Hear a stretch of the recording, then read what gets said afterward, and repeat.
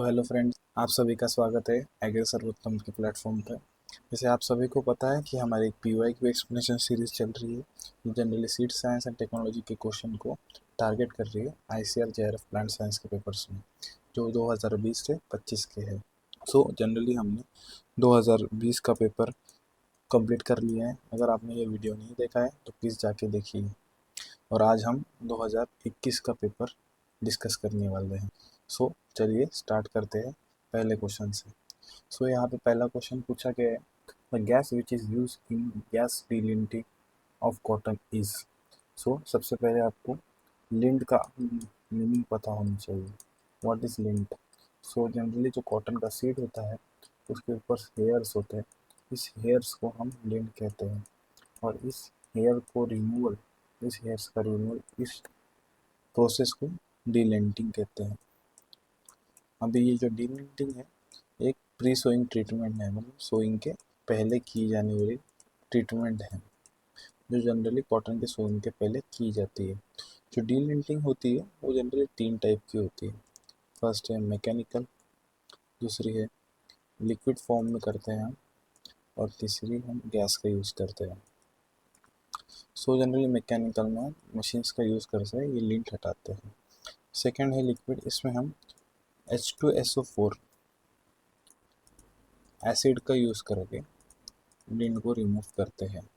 और थर्ड है gas. Gas में हम generally dry HCl gas use करते हैं लिंट को रिमूव करने के लिए। सो इस क्वेश्चन का सही आंसर हो जाएगा fourth, di hydrochloric acid. Question number 2 के तरफ आते हैं। इस क्वेश्चन में ओकरा का फिजिकल प्योरिटी पूछी गई है, फिजिकल प्योरिटी फॉर सर्टिफिकेशन। हमने प्रीवियस वीडियो में भी देखा था।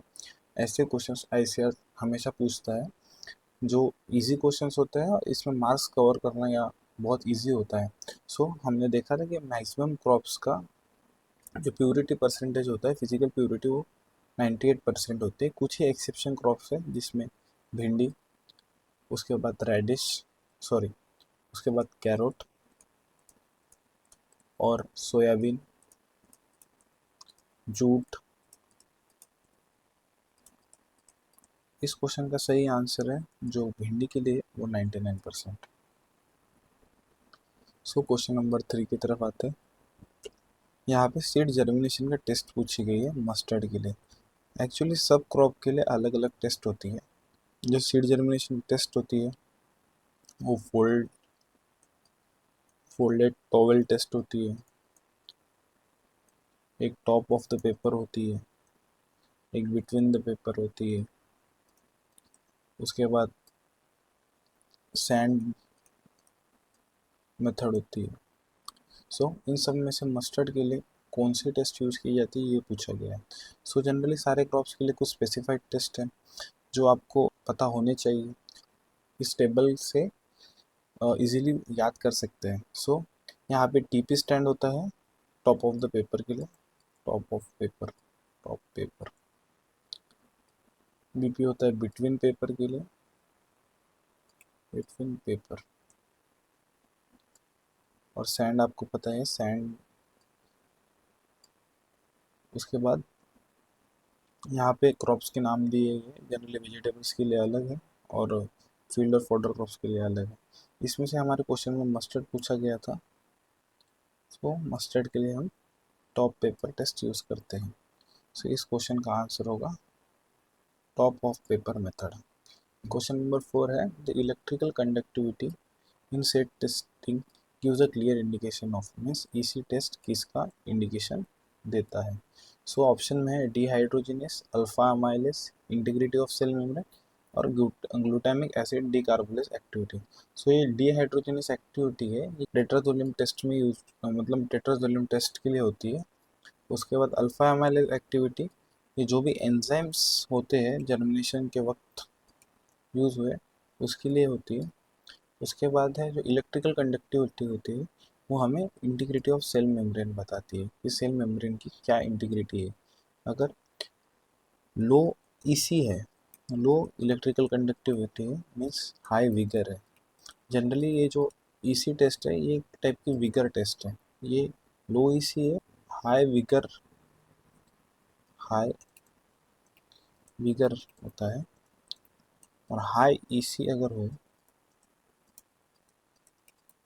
तो वो लो वीगर शो करता है। सो इस तरह इस क्वेश्चन का आंसर हो जाएगा integrity of the cell memory. जो क्वेश्चन नंबर 5 है, यहाँ पे general development of genotype and release of variety के ऊपर क्वेश्चन पूछा गया है। जनरली हर साल आईसीआर इस टॉपिक पे एक ना एक क्वेश्चन देखने को मिलता है, और इस साल हमें यहाँ पे स्टेप्स पूछे गए हैं रिलीज करने के लिए वेराइटी। सो यहाँ पे पहला ऑप्शन है प्रिलिमिनरी ट्रायल, दूसरा है जीनोटाइप डेवलपमेंट, तीसरा है मल्टी लोकेशन ट्रायल, चौथा है नोटिफिकेशन, और पांचवा है आइडेंटिफिकेशन ऑफ द वेराइटी। सो सबसे पहले आपको पता होगा कि हम जीनोटाइप को डेवलप करते हैं। सो फर्स्टली हो गया हमारा जीनोटाइप डेवलपमेंट। उसके बाद हम लेते हैं प्री प्रीलिमिनरी इल ट्रायल। उसके बाद होता है मल्टी लोकेशन ट्रायल। उसके बाद हम करते हैं आइडेंटिफिकेशन ऑफ द वेराइटी, और उसके बाद आता है नोटिफिकेशन। तो इसका आंसर होगा BACED, means second option will be correct. Question number 6, यहाँ पे हमें ऑब्जेक्शनल वीट के ऊपर क्वेश्चन देखने को मिला है। जनरली ऑब्जेक्शनल वीट मीन्स क्या होता है, ऐसे वीट जो अगर आपके क्रॉप सीड्स में मिक्स हो गए हो तो इन्हें रिमूव करना और सेपरेट करना हार्ड होता है। ऐसे सीड को हम ऑब्जेक्शनल सीड बोलते हैं। सो यहाँ पे पहला स्टेटमेंट है presence of objectionable wheat seed reduce the physiological quality. Generally यहाँ बोला गया कि physiological quality of the seed lot. जो जनरली जो फिजियोलॉजिकल क्वालिटी होती है सीड की, वो जनरली होती रिलेट करती है विद द जर्मिनेशन या फिर विगर के साथ। बट जब भी ऑब्जेक्शनल वीट प्रेजेंट हो तो जो फिजिकल प्योरिटी होती है उसे ही रिड्यूस करता है, फिजिकल प्योरिटी को रिड्यूस होता है। सो यहाँ पे फिजियोलॉजिकल क्वालिटी के साथ ऑब्जेक्शनल वीट का डायरेक्ट रिलेशनशिप नहीं पड़ता है। सो पहला स्टेटमेंट रॉन्ग है। दूसरा स्टेटमेंट है seed of objectionable weed have the same shape, बात बराबर size as of the crop seeds. तो this statement is correct. So हमारा ऑप्शन होगा 4, statement 1 is false but statement 2 is true. Question number 7 में isolation distance दी है crop के certified seed production के लिए, और हमें यहाँ मैच द पेयर करना है। सो विट जैसे आप सबको पता है सेल्फ पॉलिनेटेड क्रॉप है, तो ऑप्शन होगा 3। कंपोजिट वेराइटी का जो प्रीवियस ईयर भी पूछा गया है उसका ऑप्शन होगा 4। रेडिश का जनरली 100 होता है, और पिजन पी का 1000। Means option 1 will be the correct. Question number 8 में पूछा है जो सीड कोट होता है वो किससे डिराइव हो जाता है, तो इसका राइट आंसर है म्यूसेलस से डिराइव हुआ होता है सीड कोट। उसके बाद जो टेस्टा होता है वो एक आउटर पार्ट होता है सीड कोट का। सीड कोट का आउटर पार्ट को हम टेस्टा बोलते हैं, और इनर जो पार्ट होता है सीड कोट का उसे हम टेगमेन कहते हैं। तो क्वेश्चन नंबर 9, यहाँ रिकैल्सिट्रेंट सीड के ऊपर पूछा गया है क्वेश्चन। जनरली आपको पता होना चाहिए जब सीड स्टोर होता है, सीड के हम 3 कैटेगरी में क्लासिफाइड करते हैं। एक होता है ऑर्थोडॉक्स सीड, एक होता है रिकैल्सिट्रेंट सीड, और एक होता है इंटरमीडिएट सीड। जनरली हम ऑर्थोडॉक्स सीड की सीड को कहते हैं जो टॉलरेंट होता है डेसिकेशन को और फ्रीजिंग को टॉलरेट होता है, और डेसिकेशन को भी टॉलरेंट होता है। उसके बाद रिकैल्सिट्रेंट सीड में ना ही डेसिकेंट टॉलरेंट होता है, ना ही फ्रीजिंग टॉलरेंट होता है। सो अगर एक क्वेश्चन में पूछा गया जिस recalcitrant seed are susceptible to desiccation, yes. susceptible to freezing, yes. Tolerant to desiccation but susceptible to freezing, no. Tolerant to freezing but susceptible to desiccation, no. Tolerant to desiccation and freezing both, no.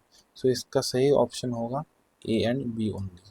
Question number 10, यहाँ पे हमें generally type of test दी है और उनका use बताना है। सो grow out test आप सभी को पता होगा, जनरली जेनेटिक प्योरिटी के लिए होता है। सो पहले का ऑप्शन है 2। अगर आपको ऑप्शन इवेल्यूशन भी आता है तो क्वेश्चन आप इजीली सॉल्व कर पाते हो ICRJRF में, कि सारे ऑप्शन में देखो सिर्फ थर्ड ऑप्शन ऐसा है जहाँ फर्स्ट का आंसर सेकंड है। सो अगर आपको बाकी नहीं भी आ रहे हो तो आप इजीली मार्क्स कर सकते हो कि third will be the right answer, because grow out test is using for genetic purity. तभी भी हम देखते हैं ऑस्मोटिक स्ट्रेस टेस्ट के लिए हम जनरली PEG, जो जिसे हम पॉलीइथिलीन ग्लाइकोल कहते हैं, या मैनिथॉल, इसका यूज़ करते हैं। थर्ड है वायबिलिटी टेस्ट। जो वायबिलिटी होती है, सीड जिंदा है या फिर मर गया, उसके लिए होता है। Generally test for aliveness of the seed. और ब्रिक ग्रेवल टेस्ट एक टाइप का विगर टेस्ट है। So option 3 will be the right answer of this question. So thank you आप सभी का। हमने अभी तक 2020 और 2021 के क्वेश्चंस डिस्कस कर चुके हैं। अगर आपको वीडियो पसंद आया हो तो लाइक कीजिए, शेयर कीजिए और सब्सक्राइब कीजिए। अगर आपका कोई भी क्वेश्चन हो तो कमेंट में ज़रूर पूछिए। सो आज के लिए इतना ही। मिलते हैं नेक्स्ट वीडियो में विद द PYQs ऑफ 2022।